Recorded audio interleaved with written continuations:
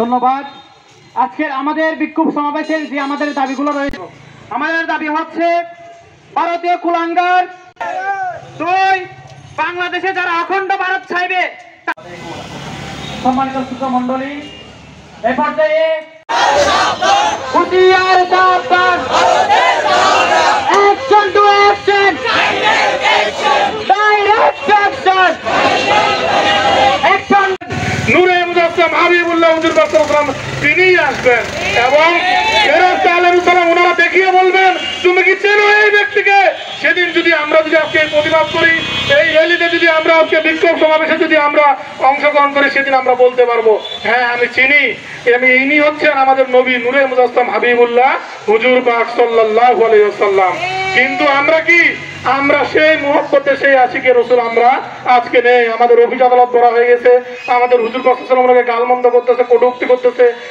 আমরা তো কাউকে কটূক্তি করি না, আমরা তো বলি যার যার ধর্ম তার উৎসব, ধর্ম যার যার উৎসব তার, যে যে যার ধর্ম পালন করবে। আমরা তো কাউকে নিয়ে কটূক্তি করি না, তারা তাদের ধর্ম পালন করুক। তারা কেন বারবার আমাদের কলিজার টুকরা, আমাদের প্রাণপ্রিয় নূরে মুজাসসাম হাবিবুল্লাহ সাইয়্যিদুল মুরসালিন ইমামুল মুরসালিন খাতামুন নবীন নূরে মুজাসসাম হাবিবুল্লাহ রাহমাতুল আলামিন উনাকে কেন সাল্লাল্লাহু আলাইহি ওয়াসাল্লাম উনাকে কেন আঘাত করে, উনার সামনে কেন গান বন্ধ করে, এর কঠোর জবাব তাদেরকে দিতে হবে।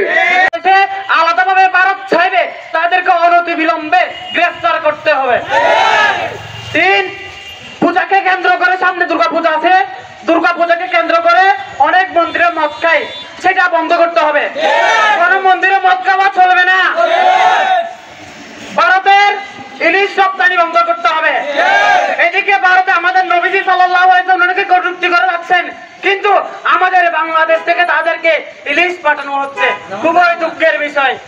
আমরা প্রতিবাদ করে তার প্রমাণটা কাছে কি হলো, আমরা মুসলমান এখান থেকে প্রতিবাদ করতেছি, কিন্তু অন্যদিক দিয়ে তারা ভারতকে ইলিশ পাঠাচ্ছে। নাউযুবিল্লাহ। এই জন্য অনতি বিলম্বে ভারতকে ইলিশ রপ্তানি বন্ধ করতে হবে।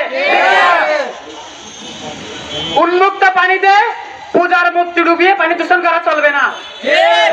কক্সবাজার পর্যটন শহর, এখানে অনেক পর্যটন আসেন, কিন্তু উন্মুক্ত ছাড়া যে আমরা পূজার মণ্ডপে ওনাদের মূর্তি ফেলাই, যার কারণে পানি পরিবেশ দূষণ হয়ে যাচ্ছে। বর্তমানে যিনি পরিবেশ উপদেষ্টা রয়েছেন, আমরা ওনার দৃষ্টি কামনা করছি। তিনি খুবই পরিবেশের প্রতি ওনার অনেক ভালো দিক রয়েছেন। উনি অনেক দীর্ঘ সংগ্রামের কারণে বর্তমান পরিবেশের উপদেষ্টা হয়েছেন। তাই আমি ওনাকে বলতে চাই, উন্মুক্ত পানিতে পূজার মূর্তি যেন পানি ডুবিয়ে দূষণ করা চলবে না, দিকে খেয়াল রাখবেন।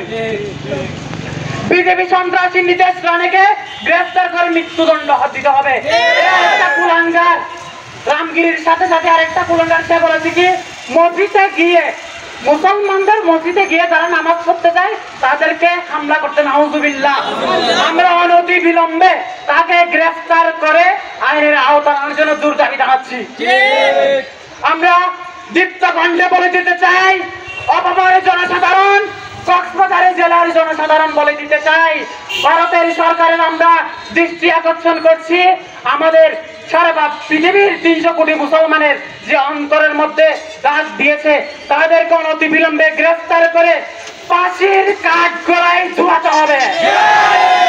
এরকম দুর্গ প্রতিটি গ্রামে গ্রামে দুর্গ হয়ে যাবে। তাই আমি বলে দিতে চাই, আমরা দেখবেন ফিলিস্তিনে যুদ্ধ হচ্ছে, বিভিন্ন দেশে ইরানে যুদ্ধ হচ্ছে, বিভিন্ন দেশে আমেরিকার চাপে আমেরিকা বিভিন্ন দেশকে পুতুল বানিয়েছে, যার কারণে বিভিন্ন দেশ আমেরিকার চালে নাচতেছে। আমরা সেই নাচে যেতে চাই না।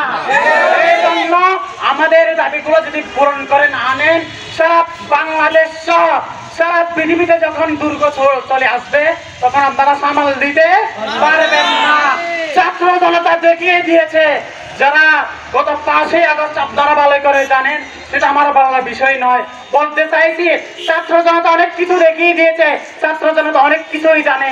তাই বলে দিতে চাই, অনতি বিলম্বে যদি তাদেরকে গ্রেফতার করা না হয়, তাহলে ছাত্র জনতা আবার মাঠে নামবে। তখন কিন্তু আপনারা পরিস্থিতি সামাল দিতে তখন কিন্তু হিমশিম খেয়ে যাবেন।